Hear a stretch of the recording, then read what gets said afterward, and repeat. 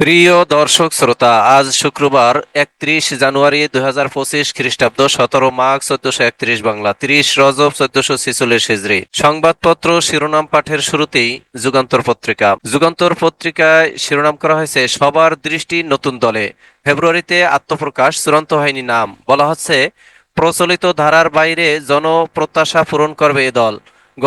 গঠনতন্ত্র ও নির্বাচনী ইশতেহারে থাকবে চমক, 300 আসনে প্রার্থী দেবে, প্রয়োজনে নির্বাচনী জোটেও যুক্ত হতে পারে। ফাইন্যান্সিয়াল টাইমসকে অধ্যাপক ডক্টর মোহাম্মদ ইউনূস বলছেন, ছাত্ররা দল গঠনের লক্ষ্যে লোকজনকে সংগঠিত করছে, দেশ গঠনে বাধা মোকাবিলায় প্রস্তুত থাকতে হবে বলছেন তারেক রহমান। বহুমুখী চাপের মুখে কেন্দ্রীয় ব্যাংক, নীতি সুদের হার বাড়ানো নাকি স্থিতিশীল রাখা। মুদ্রানীতি ঘোষণা 10 ফেব্রুয়ারি, আইএমএফ এর চাওয়া মূল্যস্ফীতির হার না কমা পর্যন্ত মুদ্রানীতি কঠোর থাকুক। ব্যবসায়ীদের দাবি, সুদের হার আর বাড়ানো যাবে না, বিদ্যমান হার স্থিতিশীল রেখে কমাতে হবে। ভোক্তাদের দাবি, মূল্যস্ফীতি কমানো, টাকার মান ও কর্মসংস্থান বাড়ানো। জুলাই 36 নামে নতুন বিশ্ববিদ্যালয়ের প্রস্তাব, রাজধানীর 7 কলেজ। পদত্যাগের সিদ্ধান্ত এখনো নেইনি, নিলে জানাবো বলছেন নাহিদ ইসলাম।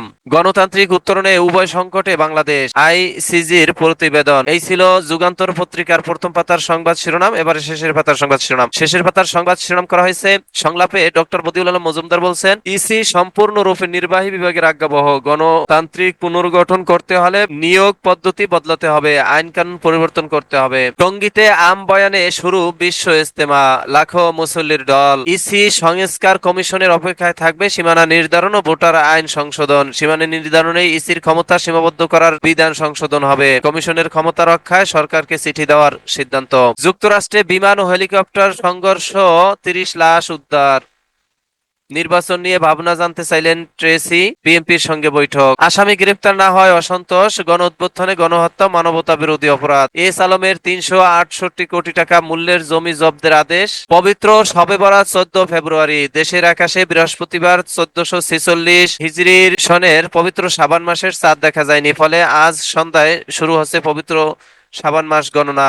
সেই হিসাবে 14 ফেব্রুয়ারি পবিত্র শবে বরাত পালিত হবে। বৃহস্পতিবার সন্ধ্যায় জাতীয় মসজিদ বাইতুল মোকাররম সভাকক্ষে জাতীয় চাঁদ দেখা কমিটির সভায় এ সিদ্ধান্ত হয়। সভায় সভাপতিত্ব করেন ধর্ম উপদেষ্টা ডক্টর আফওয়ামা খালিদ হোসেন। এই ছিল দৈনিক যুগান্তর পত্রিকার শিরোনাম। এবারে ইত্তেফাক। দৈনিক ইত্তেফাকের শিরোনাম করা হয়েছে, যত ঝড় তুফানি হোক নির্বাচন হতেই হবে, এর সঙ্গে আপোষ নেই বলছেন তারেক রহমান। ফাইন্যান্সিয়াল টাইমসকে অধ্যাপক ডক্টর মোহাম্মদ ইউনূস বলছেন, ছাত্ররা দল গঠন করবে, রক্তের অর্জন তাদের রক্ষা করতে হবে। নাহিদ ইসলাম বলছেন, সরকার থেকে পদত্যাগ ও দলে অংশ নেয়ার সিদ্ধান্ত হলে জানাবো। আওয়ামী লীগের রাজনীতি করার অধিকার নেই। শহরে বেড়েছে দরিদ্র মানুষের সংখ্যা। ওয়াশিংটনে মাঝ আকাশে হেলিকপ্টার বিমান সংঘর্ষ, উভয় যানের 67 আরোহীর সবাই নিহতের আশঙ্কা। 30 জনের মরদেহ উদ্ধার। 7 কলেজ নিয়ে জুলাই 36 বিশ্ববিদ্যালয় প্রতিষ্ঠার প্রস্তাব। শিক্ষার্থীরা একমত হলে নামটি চূড়ান্ত হতে পারে, শিক্ষা উপদেষ্টা বলছেন। বিশ্ব ইজতেমার প্রথম পর্ব শুরু আজ, 2 ও 5 ফেব্রুয়ারি আখেরি মুনাজাত। এই ছিল দৈনিক ইত্তেফাকের শিরোনাম। এবারে কালের কণ্ঠ। কালের কণ্ঠ শিরোনাম করা হয়েছে, ছাত্ররা রাজনৈতিক দল গঠন করবে, ফাইন্যান্সিয়াল টাইমসকে ডক্টর ইউনূস। দরিদ্র বেশি মাদারীপুরে, কম নোয়াখালীতে। বিবিএস এর দারিদ্র মানচিত্র 2022 জরিপ। সরকারের মধুচন্দ্রিমা শেষ, বাড়বে রাজনৈতিক চ্যালেঞ্জ। সুদ আর বাড়ানোর সুযোগ নেই, এখন দরকার বিনিয়োগ। বিশেষ সাক্ষাৎকার। ভারতের বাঁধের কারণে আমাদের নদী শুকিয়ে যাচ্ছে, তারেক রহমান বলছেন। আশ্রয়হীন 29 মায়ের আপন ভুবন, নিঃসন্তান 4 নারীর উদ্যোগ। অগ্রাধিকারের ভিত্তিতে গণহত্যাকারীদের বিচার করতে হবে, জামাতের আমির বলছেন। প্রধান উপদেষ্টার সঙ্গে মার্কিন ব্যবসায়ী জেন্ট্রিবিসের সাক্ষাৎ, বাংলাদেশে বিনিয়োগের পরিকল্পনা মার্কিন ব্যবসায়ী গ্রুপের। এই ছিল কালের কণ্ঠের শিরোনাম। এবারে সমকাল। সমকাল শিরোনাম করা হয়েছে, খেলাধুলা অনুষ্ঠান করতে নারীদের বাধা, চরিত্ররা নিয়ন্ত্রণহীন। নারীদের খেলায় বাধার ঘটনায় উদ্বেগ প্রধান উপদেষ্টার কার্যালয়ের।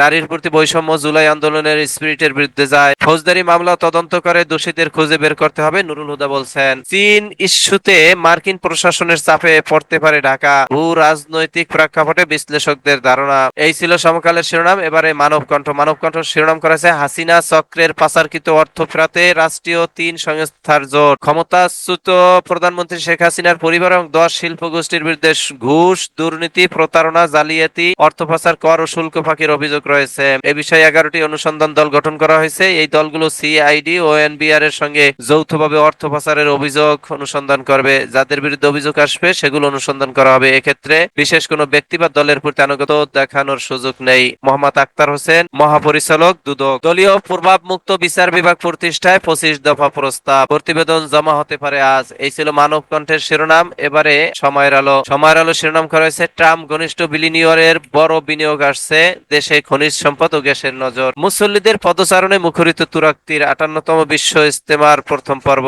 পবিত্র শবে বরাত 14 ফেব্রুয়ারি। আওয়ামী লীগ মাঠে নামলে কঠোর হবে বিএনপি, সজাগ থাকবে নেতাকর্মীরা। শেখ হাসিনার আহ্বানে হরতালের ডাক দেওয়া হয়েছে।